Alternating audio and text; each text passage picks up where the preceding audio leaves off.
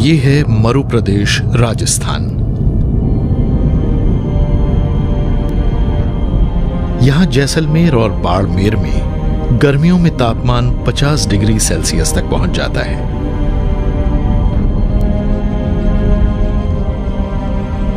यहां मौजूद रेत के टीले जीवन विहीन और बंजर लग सकते हैं, लेकिन यहां भी जीवन ने खुद को इस जगह के मुताबिक ढाल लिया है। जीव जंतुओं और पेड़ पौधों ने खुद को उपबंजर स्थितियों, बेहद तेज तापमानों और नमी की कमी के हिसाब से परिवर्तित कर लिया है।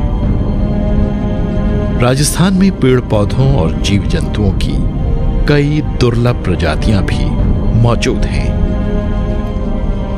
हालांकि राजस्थान को एक रेगिस्तानी राज्य कहा जाता है, लेकिन फिर भी यहां विविधता बेहिसाब है।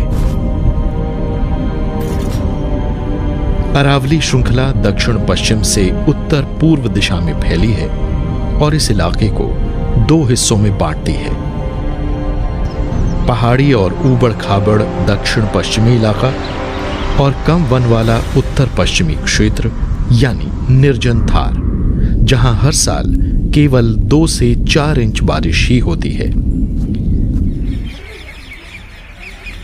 पूर्वी हिस्से में बाघ और प्रवासी पक्षी रहते हैं, जबकि सूखे और बंजर पश्चिमी इलाके कई प्रवासी पक्षियों के लिए सर्दियों का एक आशियाना भी है, जो साइबेरिया और यूरोप जैसी दूर दराज जगहों से आते हैं।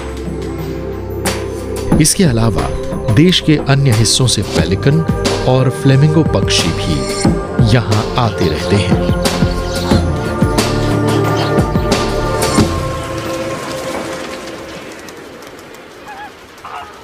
सांभर झील जयपुर से 100 किलोमीटर पश्चिम में स्थित है।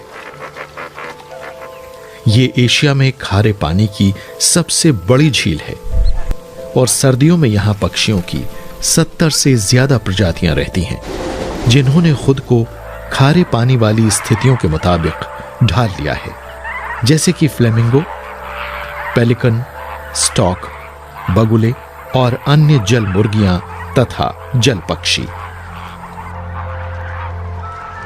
सांभर झील की लंबाई 35 किलोमीटर से ज्यादा है और अंतर्राष्ट्रीय महत्व की इस जलराशि को रैमसर साइट घोषित किया गया है। ऐसा इसलिए है क्योंकि यह ढेर से प्रवासी पक्षियों और जीव जंतुओं की जीवन रेखा है।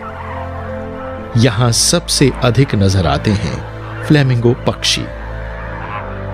यहां एल्गी के खूब खिलने और पोषक तत्वों से भरपूर पानी के कारण सांभर लेक में ढेर सी गतिविधियां चलती रहती हैं। स्थानीय तौर पर फ्लेमिंगो को सुरखाब या फ्लेम बर्ड कहा जाता है और इन्हें अपना गुलाबी और किरमिजी रंग अपनी खारे पानी वाली खुराक में मौजूद बीटा कैरोटीन से मिलता है। जिस फ्लेमिंगो की जितनी बेहतर खुराक होती है, उसका रंग उतना ही गहरा होता जाता है। लेकिन हजारों पक्षियों के लिए एक नखलिस्तान होने के अलावा सांभर इस निर्जन और अनुत्पादक क्षेत्र में हजारों लोगों को रोजी रोटी और नियमित आमदनी का एक वहनीय स्रोत भी मुहैया कराती है।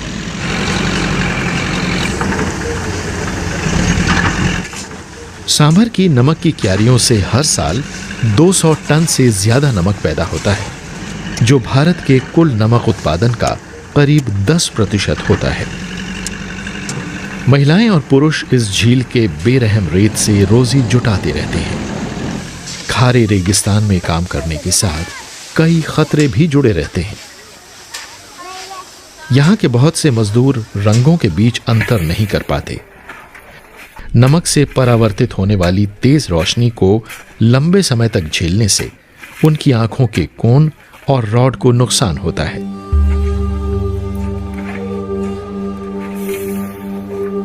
इसके अलावा खारे पानी में लंबे समय तक रहने के कारण इन कामगारों के हाथों और पैरों में दरारें पड़ जाती हैं।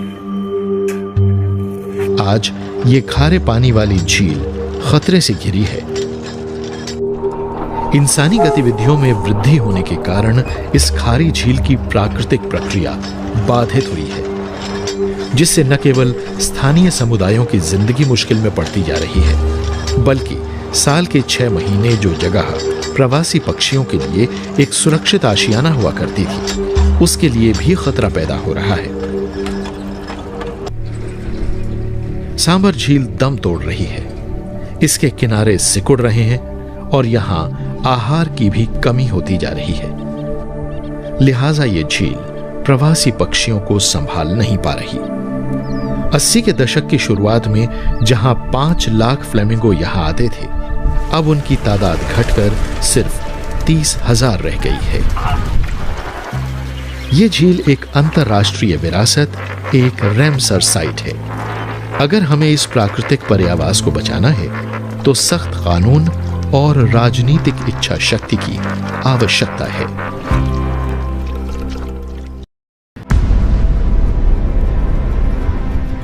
बीकानेर जिले के पश्चिमी छोर पर जैसलमेर से लगभग 150 किलोमीटर पूर्व में एक दूरदराज गांव कीचन मौजूद है।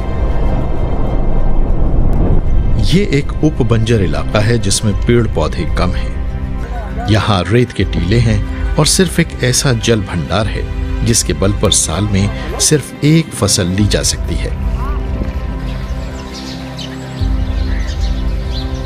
हर सर्दियों में अक्टूबर के महीने में इस शांत से गांव में गतिविधियां बढ़ जाती हैं।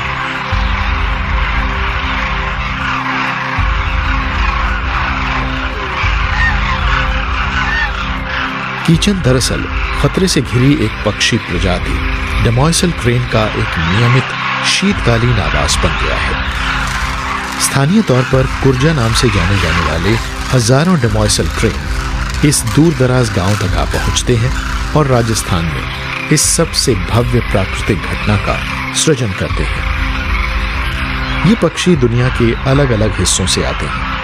इनमें से कुछ तो साइबेरिया जैसी दूर दराज जगहों से भी आते हैं और कुछ हिमालय के बेरहम और बेहद ऊंचे दर्रों का भी सामना करते हैं। जोश से भरे गांव वाले इनके आने का बड़ी बेसब्री से इंतजार करते हैं। बहुत से लोगों के लिए ये देवताओं की तरफ से एक शुभ संदेश जैसे हैं। यहाँ इंसान और इन पक्षियों के बीच का एक अनूठा रिश्ता देखने को मिलता है, जहाँ इन वन्य जीवों को एक सुरक्षित आशियाना और आहार मुहैया कराया जाता है, जो अपने बेहद सर्द इलाकों से बचकर यहाँ आते हैं। सर्दियों के आगे बढ़ने के साथ साथ लगभग 14,000 पक्षी गांवों के नजदीक मौजूद रेत के टीलों को अपने आगोश में ले लेते हैं। इस बंजर रेगिस्तानी जमीन से तो इन्हें कुछ खास नहीं मिलता, लेकिन डेमोइसल क्रेन के लिए तो ये इलाका किसी जन्नत जैसा है।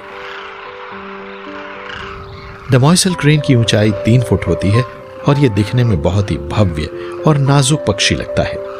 अपनी खूबसूरती की वजह से इसे यह नाम मिला क्योंकि यह दिखने में किसी मादा जैसा नाजुक लगता है। इसके पंख हल्के नीले और सुरमई होते हैं, जबकि इसकी छाती वाले हिस्से के पंख बड़े और काले। एक लंबा और बिल्कुल सफेद पंख इसकी लाल आंखों के पीछे से सिर के पिछले हिस्से तक मौजूद होता है। इसके सिर पर एक कलगी जैसी चीज मौजूद होती है। नर और मादाएं दिखने में इतने समान लगते हैं कि उनके बीच अंतर करना मुश्किल हो जाता है, लेकिन नरों का आकार थोड़ा बड़ा होता है। डेमोइसल क्रेन बेहद सामाजिक पक्षी हैं और इनकी आवाजें काफी विविध और तीखी होती हैं। हर गुजरते साल के साथ कीचन आने वाले इन सारसों की संख्या धीरे धीरे बढ़ती रही है, लेकिन आखिर वो कौन सी बात है जिसके कारण ये पक्षी इस रेगिस्तान के दूर दराज और अलग थलग गांव में आते हैं। यहाँ पर जो ये कुर्जा इतनी संख्या में आती है बहुत बड़ी में, इसका मेन जो कारण है वो कोई एक कारण अपन नहीं बता सकते हैं। इसमें कई कारण शामिल हैं। जैसे क्या है कि भौगोलिक स्थिति है यहाँ की। गांव के दक्षिण में और उत्तर साइड में 2-2 तालाब है, तो उनके कारण कुछ मौसम में नमी रहती है। प्लस इनके जो खाने के लिए चूना युक्त मिट्टी चाहिए वो भी मिल जाती है। और सबसे अच्छी जो बात है, यहाँ के लोग इनके संरक्षण में बहुत विशेष ध्यान देते हैं। सुबह होने पर डेमोइसल सारसों का पहला जत्था आ पहुँचता है। ये गांव का चक्कर लगाते हैं और उसका जायजा लेते हैं, और जब इन्हें इस जगह के सुरक्षित होने का भरोसा हो जाता है तो ये नीचे उतरना शुरू करते हैं।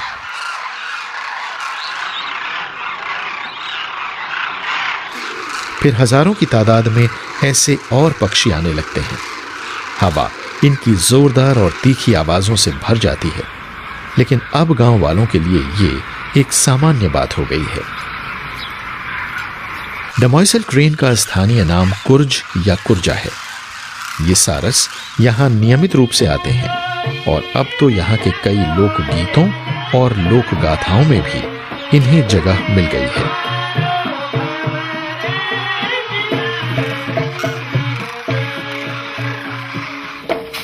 गांव वालों के लिए यह सारस एक बड़ा अच्छा शगुन है और यहां इन्हें कभी किसी ने नुकसान नहीं पहुंचाया है। बाड़ वाले एक बाड़े में इन्हें चारा दिया जाता है, जहां ये कुत्तों, बिल्लियों और अन्य शिकारी जीवों से बचे रहते हैं। गांव वालों का पक्का विश्वास है कि प्रकृति ने उन्हें इन पक्षियों का संरक्षक बनाया है। इन सीधे सादे किसानों को इस बात का बड़ा गर्व है कि इन सारसों ने उनके गांव को सर्दियों के अपने आशियाने के तौर पर चुना है। जब डमॉइसल सारसों को यह गांव सुरक्षित लगने लगा और उन्हें यहां खुराक भी नियमित रूप से मिलने लगी, तो उनकी तादाद बढ़ने लगी। गांव वालों ने इन सारसों की सुरक्षा के लिए 2 केंद्र बनाए हैं। यहां रोजाना इन पक्षियों के लिए करीब 500 किलो ज्वार डाला जाता है। इस बाड़े में पक्षियों की इतनी भीड़ हो जाती है कि कुछ सारसों को दाना चुगने की अपनी बारी का इंतजार करने के लिए ऊपर उड़ते रहना पड़ता है। चारा चुगने की यह गतिविधि 2 से 3 घंटे चलती रहती है। कुछ ही घंटों में आधा टन दाना खत्म हो जाता है। फिर ये पक्षी इस बाड़े से निकलकर गांव के तालाब की तरफ चल पड़ते हैं।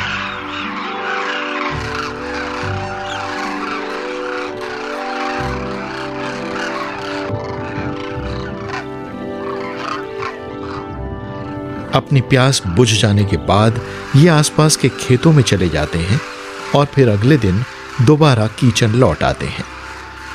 यही सिलसिला करीब 5 महीने तक चलता रहता है। कीचन इंसान और जीवों के आपसी रिश्ते और संरक्षण से जुड़ी एक प्रेरक कहानी है। मार्च की शुरुआत में जब गर्मी आरंभ होने लगती है, तो ये पक्षी यहां से जाने लगते हैं।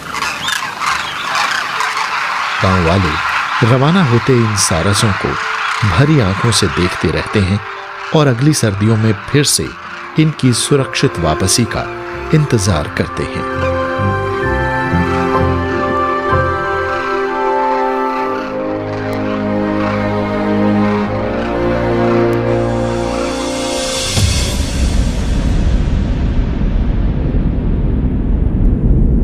ऊंट को यूं ही रेगिस्तान का जहाज नहीं कहा जाता।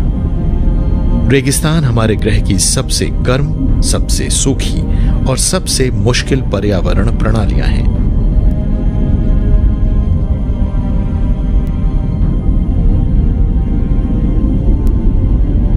लेकिन गर्म और तपते रेगिस्तानों के अलावा ठंडे रेगिस्तान भी होते हैं, जैसे कि लेह और लद्दाख का ठंडा मरुस्थल, जहां तापमान 0 से भी 30 डिग्री सेल्सियस नीचे तक पहुंच जाता है और यहां घास का एक तिनका तक नहीं उगता।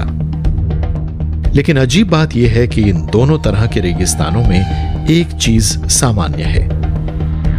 ऊंट, बैक्ट्रियन ऊंट और ड्रोमेड्री ऊंट आपस में सहवंशी हैं। एकमात्र अंतर यह है कि ऊंचाई वाले इलाकों में मिलने वाले बैक्ट्रियन ऊंट के 2 कूबड़ होते हैं। ये कूबड़ दरअसल चर्बी वाले टिश्यू होते हैं, जिनमें चर्बी जमा रहती है और जरूरत के समय इसे ऊर्जा और पानी के स्रोत के रूप में बदला जा सकता है। बैक्ट्रियन ऊंट 0 से 30 से 40 डिग्री सेल्सियस नीचे तक का तापमान झेल सकते हैं। आज लद्दाख में 150 से 200 बैक्ट्रियन ऊंट मौजूद हैं। इस बेरहम भूप्रदेश में ये अनूठा जीव स्थानीय समुदायों की रोजी रोटी के सिलसिले में एक साथी और एक सहारा बन रहा है। ये रेगिस्तान में परिवहन के साधन के तौर पर इस्तेमाल होने वाला एक कमाल का जीव है। ये काफी वजन ढो लेता है और बिना पानी के कई कई दिन जी लेता है। आज भी राजस्थान में ऊंटों के बड़े बड़े कारवां सफर करते रहने वाले समुदायों के घरेलू साजो सामान को ले जाते नजर आते हैं। कुदरत ने ऊंटों को रेगिस्तान में रहने के हिसाब से ही ढाला है और ये बड़ी आसानी से रेतीले अंधड़ों और उच्च तापमानों का सामना कर सकते हैं। ये जिस हवा को सांस के जरिए लेते हैं उसे ठंडा करने के लिए ये अपने नथुनों को सिकोड़ और फैला सकते हैं। इनकी पलकों की दो लंबी और मोटी कतारें होती हैं जिससे रेत इनकी आंखों में नहीं घुस पाता। दुनिया में ऊंटों के सबसे बड़े जमावड़ों में से एक नजर आता है वार्षिक पुष्कर मेले के दौरान, जो सैलानियों और श्रद्धालुओं दोनों के लिए हर सर्दियों के दौरान एक बड़ा आकर्षण होता है। पूरे देश से सैलानी श्रद्धालुओं, व्यापारियों और जीवों के इस रंग बिरंगे सम्मेलन को देखने इकट्ठे होते हैं। सैकड़ों ऊंट और उनके मालिक यहां आते हैं और बेचने के लिए चीजें लाते हैं। एक हफ्ते तक चलने वाले इस समारोह के दौरान ऊंटों, मवेशियों और कृषि से जुड़ी चीजों की जबरदस्त खरीद फरोख्त होती है। लेकिन यहाँ का सबसे बड़ा आकर्षण होता है ऊंट। अपने ऊंटों को ज्यादा आकर्षक बनाने के लिए उनके मालिक अपने जीवों के बाल बड़े खूबसूरत ढंग से कटवाते हैं और उन पर बहुत सुंदर डिजाइन बनवाते हैं। लेकिन आधुनिकता के बढ़ते जाने से ऊंटों की जगह आज ट्रैक्टरों और मशीनों ने ले ली है। इनकी घटती आबादी को बढ़ाने की कोशिश में सरकार ने बीकानेर और जोधपुर में प्रजनन और शोध से जुड़े फार्म कायम किए हैं। स्थानीय समुदाय ऊंटों के दूध के इस्तेमाल को बढ़ावा दे रहे हैं और इसका प्रयोग औषधीय उद्देश्यों के लिए भी किया जाता है। ऊंटों के दूध में ढेर सा प्रोटीन होता है और इसमें गाय के दूध भी कम होती है। इसमें गाय के दूध की तुलना में विटामिन सी 3 गुना होता है और इसमें विटामिन B1, B2, B12 और विटामिन ए भी भरपूर होता है। कई ऊंट सूखे के मौसम के दौरान भी रोजाना 4 से 5 लीटर दूध दे सकते हैं। ऊंट की दिशा ज्ञान संबंधी योग्यता का कोई मुकाबला नहीं होता। माना जाता है कि ऊंट सितारों की रोशनी और पृथ्वी के मैग्नेटिक फील्ड का इस्तेमाल करके रास्ता ढूंढ सकते हैं। ऊंट अपने मालिकों के प्रति बेहद वफादार होते हैं और उन्हें जिंदा रहने के लिए सिर्फ घास और पानी ही चाहिए। ये प्रदूषण नहीं फैलाते, बल्कि ये रेगिस्तानी पर्यावरण प्रणाली को कायम रखने में मदद करते हैं। बारिश के छोटे से मौसम में जो घास उगती है ये उसे नहीं खाते। ये घास बकरियां और मवेशी खाते हैं, जिससे रेगिस्तान का फैलाव होता है। ये तो उसके बजाय ऊंचे पेड़ों की कांटेदार और खारी पत्तियों को अपनी खुराक बनाते हैं।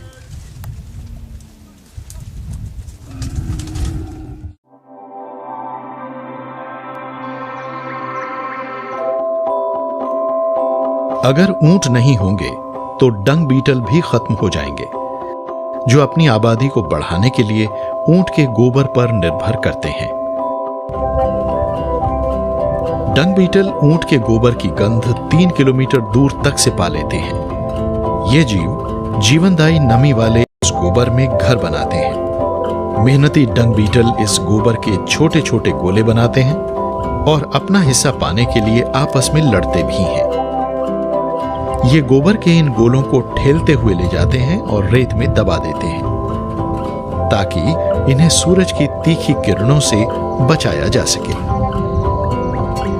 इस तरह बीटल और ऊंट का एक दूसरे पर निर्भर रहना जीवन की इस क्रियाशील आहार श्रृंखला का एक महत्वपूर्ण हिस्सा है।